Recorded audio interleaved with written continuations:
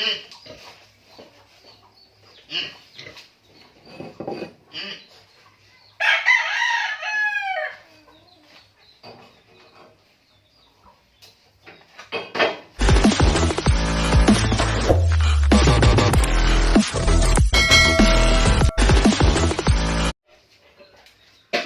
ayun mga kaneros, gagawa tayo ng DIY na division ng mga dito sa gitna.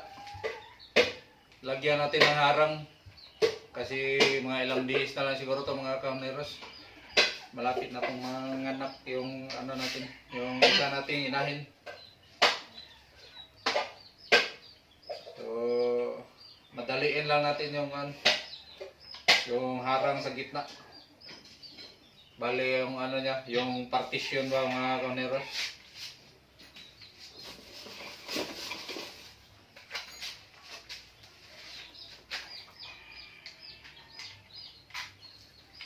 Gawa tayo ng DIY.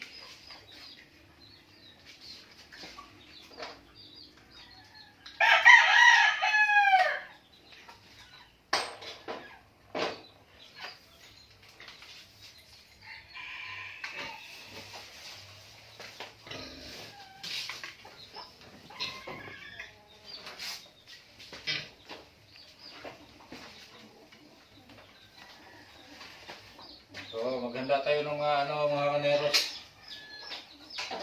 Kasi may na yung sa gitna nito. So lalagyan natin ng tubo na maliit para i-welding natin mga kaneros. So ayan mga kaneros, na yung sa gitna para pwede natin tanggalin yung division niya mga kaneros. Diyan natin isasalpak yung tubo. Tapos i-welding natin yung harang. Meron tayong sidings lang sa multicab. 'Yon ang gagawin natin na harang sa gitna. 'Yon ang i-welding natin. Ilalagay natin dito yung itatap natin. So ganito mga kaneros. Yan ang gagawin natin mga kaneros. Itap natin dito. Tsaka doon lagyan natin ng mga tubo yan. Yung mga naka-usli na mga tubo sa yan So yan ang gagawin natin mga kaneros. So yan lang muna. At bago kayo mga kaneros magpatuloy sa panonood, paki-like and subscribe na lang po sa maliit na YouTube channel ko. At maraming salamat.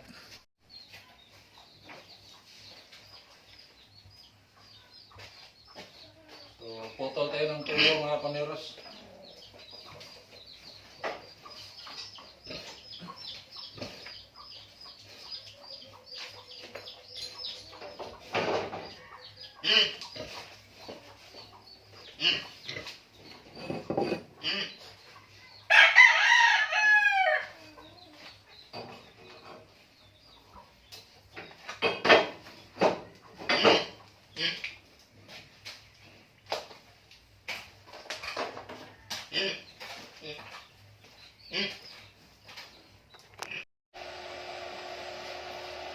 Ngayon mga kaneros, ito mga kaneros yung ginawa nating mask, welding mask, yung mask ng sa motor. Kasi yung mask natin nasira yung isa. So ito yung gagawin natin. Ito yung gamitin natin dito mga kaneros para tayong magmumotor nito.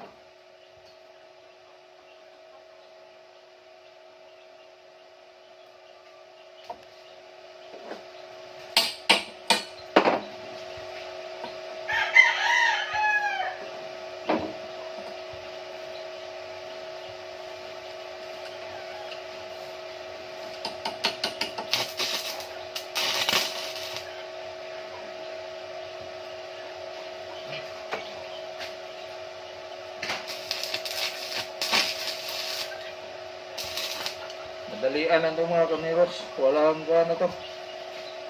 Sukat-sukat.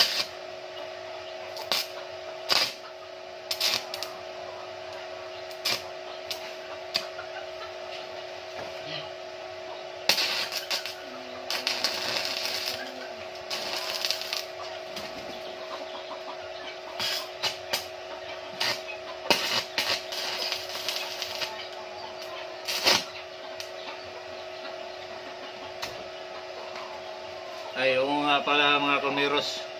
Baka magtaka kayo sa pagwi-welding ko. Ay, nag-ano pa ako. Kasi baguhan lang ako sa pagwi-welding. Parang kuhan pa ako nito. Hindi pa tayo masyadong expert sa pagwi-welding.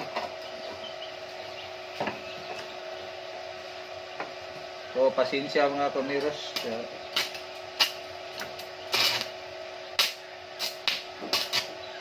Happy! Happy, happy!